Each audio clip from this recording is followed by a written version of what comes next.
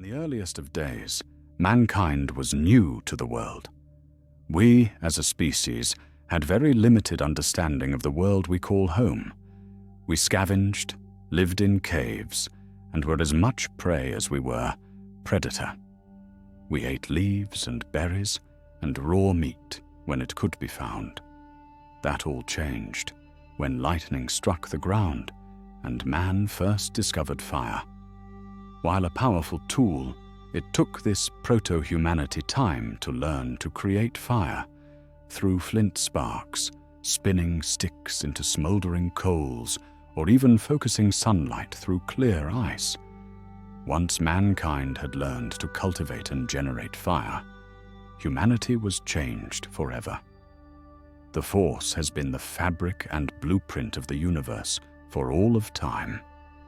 It is the energy at the core of all existence, and grew in strength and complexity along with the growth of the cosmos. In time, humanity first felt the Force under some forgotten circumstance and unknown moniker.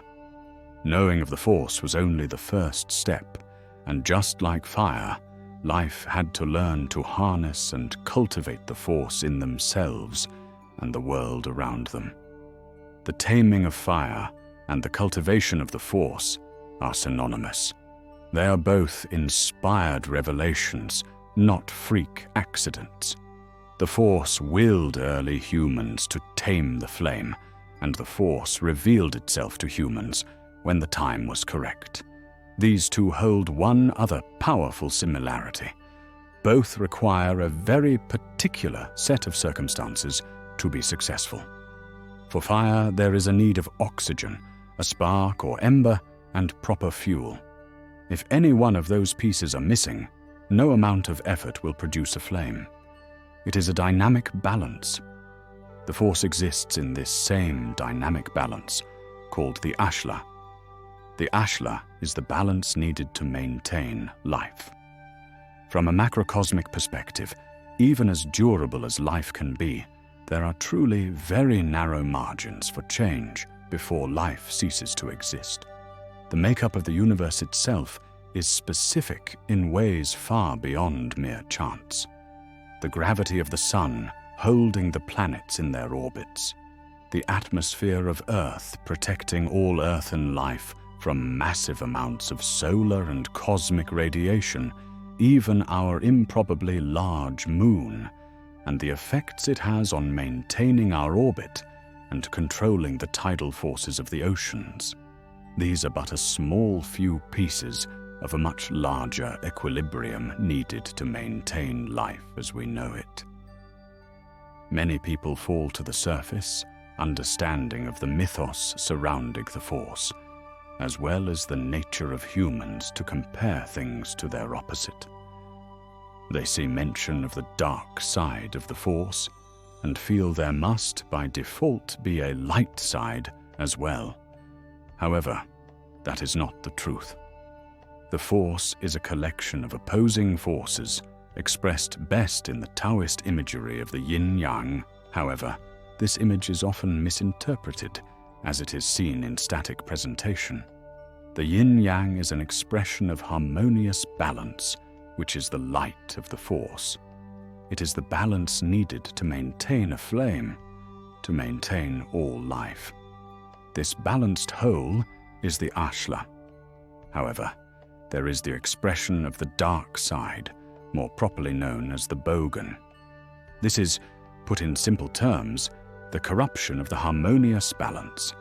The ashla is dynamic, like the spinning of a gyroscope. Its motion is corrective, which offers itself equilibrium.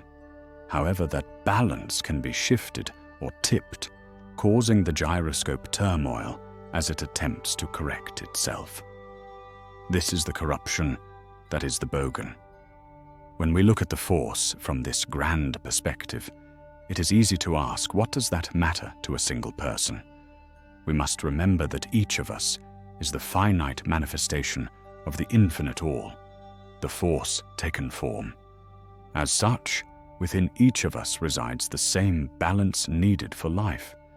The divine spark of life is the harmonious balance of the ashla and it must be safeguarded and cultivated. Think of the frailty of the beginning and end of life. That which those in the vigors of youth can easily shrug off can be disastrous for both the infant and the elder. This is why we must learn to create and safeguard our own fire through cultivation of the ashla and understanding the dangers of corrupting that balance. The emotions can play heavily in this balance, and as such, we must learn to express our emotions without projecting them into the force and world around us. That is not to say that we should never have emotions, because that type of forced denial is its own form of corruption of the ashla.